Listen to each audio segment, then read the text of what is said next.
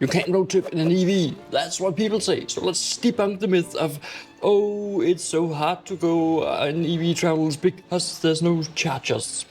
So we are headed for Szczecin in Poland here from Slagelse. So let's head out and see if it's really true that you can't find any chargers while driving that route. Furthermore, let's count our steps and see on a car trip how many steps do we get in. So let's check it out.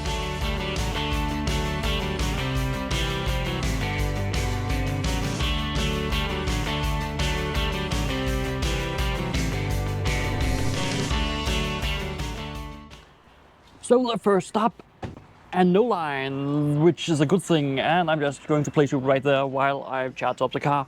But basically it's a really good thing because we have no lines.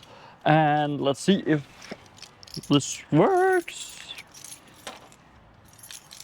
And it is checking the ID, it is perfect. And we can charge the car and get breakfast, because the first stop equals breakfast, so let's find something to eat. The great thing about this stop, which is in Fredericia, is we have clever stands out there. Over there we have Ionity, which also have charging stands. We have Tesla, and right in front of me over at Circle K, we both have Circle K and Ionity chargers. So plenty of chargers here, so if you're coming, pick your favorite and take some breakfast, like I do.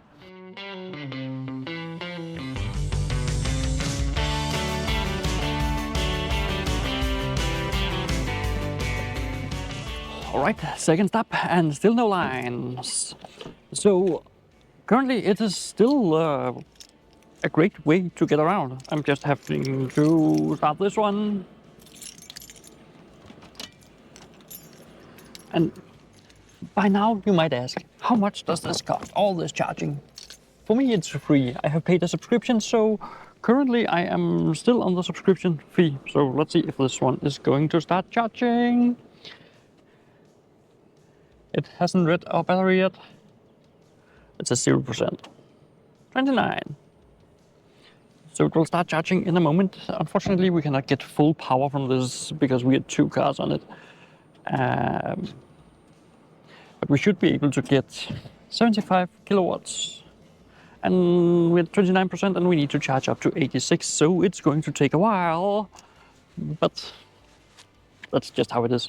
We could have taken one at the highway, but I forgot to turn off the highway. So right now we are in this, there's a supermarket over there and there's nothing else here. So back in the car and waiting. Yeah, I know this is a little boring part of it, but that's also part of driving an EV.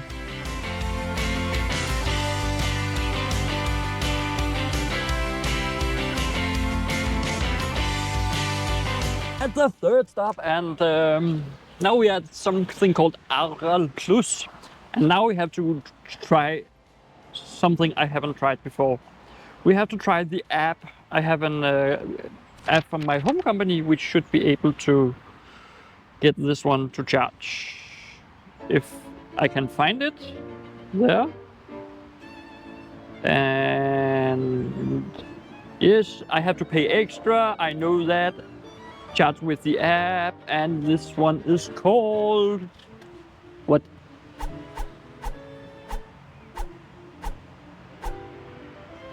I'm missing an identification on it. That one is defective. 1, 2, 3. It must be number 6. Let's see if it's understood. Does it do anything? Yes, it was the right one. Apparently on this one there's nothing to indicate which one I should take. But at least I know the charging type and I know a bit about charging, so we found the right one. And it's raining and we are at a Aral gas station, so we have to charge here up till 82%, I believe. And we're at 36. So yes, a bit of charging time, maybe something to drink and a toilet visit. And then we are on towards Szczecin in Poland, or Szczecin, depending on how you pronounce it. All right, one quick tip while we are charging. When you go down the German Autobahn, be prepared for high speeds. If you're not used to driving these high speeds, make sure you keep right, because someone like me, I go 152 kilometers per hour because the car cannot do anymore. If it could do 200, I would do 200.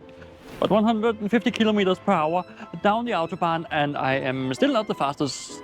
I'm not the slowest either. And another thing, be prepared for cars not doing as you're expecting them to do. And you're going up and down in speed. We drove an area where we went up to 150, down to 80, up to 150, down to 80. It was not that far, it was a couple of minutes between, so anticipate the road, that's what I'm saying. Because otherwise, you end up in an accident, and you don't want to be in an accident on the Autobahn. It is not that you don't get help, it is just you don't want to be in an accident.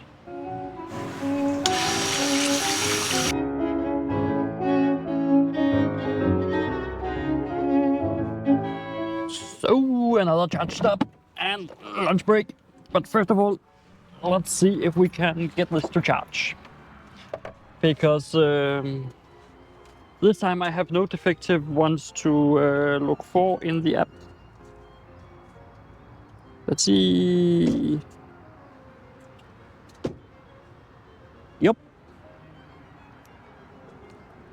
Yes, I have understood that I have to pay for it. Do we have any numbers on these? Either it's number 9 or number 1. This is what makes this difficult. Here, I'm like, I found it written at the top. And continue.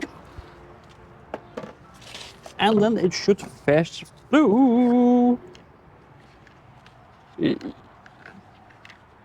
Why isn't it flashing? Because I have taken the wrong one. Plenty of charging stalls, so I'm going to do this once. And then it's time for lunch. Problem? No McDonald's, but there should be a cafe in there, so let's look at what we can get. So I really wanted the currywurst, but no, they did not have any, so unfortunately, currywurst mit Pommes is such a great German thing, but I have to do with a Bratwurst. Yeah. I want my currywurst, maybe on the way back.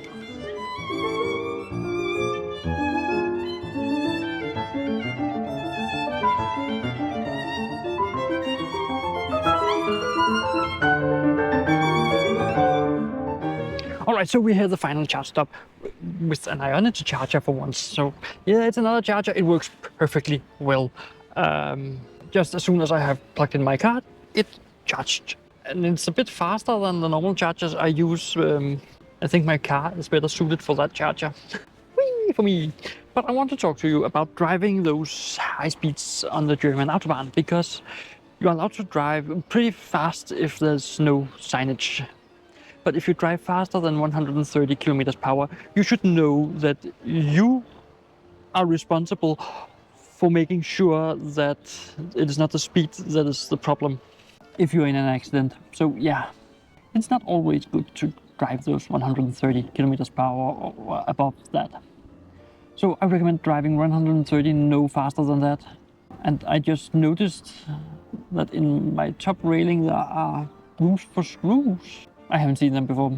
I keep noticing other things with my car. And right before we went on vacation, someone rear-ended my car. So my rear thing, it's not as good. It has a big gap in both sides, and it cannot close properly.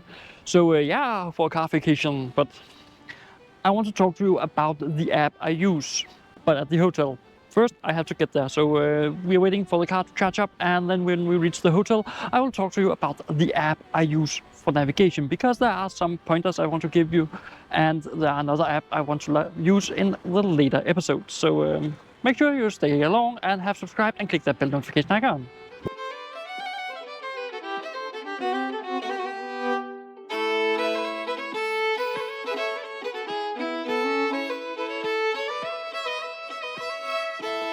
So we have arrived here in Szczecin, and only 1.5 hours after the planned arrival. I cannot do that with Google Maps because I have to brake all the time and I have to stretch my legs and all of that. But I promised you something about eRoutes, which is Peugeot's own. It's a great app. It really adapts to where there's free chargers and all of that. But it dictates the route for you. I choose route C, it changes it to route A every time. So yeah, you cannot choose the route, you can force it, but you cannot choose it, which is a shame. When I have chosen route C, I want route C unless something is changing. But we're here in Szczecin and we want to explore Szczecin. But first of all, did we encounter any delays or waits because of full chargers? No, we did not. Did we arrive with the amount of battery we planned? No, we arrived with 19% instead of 20%, which is acceptable. And if you want to see us explore Szczecin, then check out this video right here. Check it out. Click it.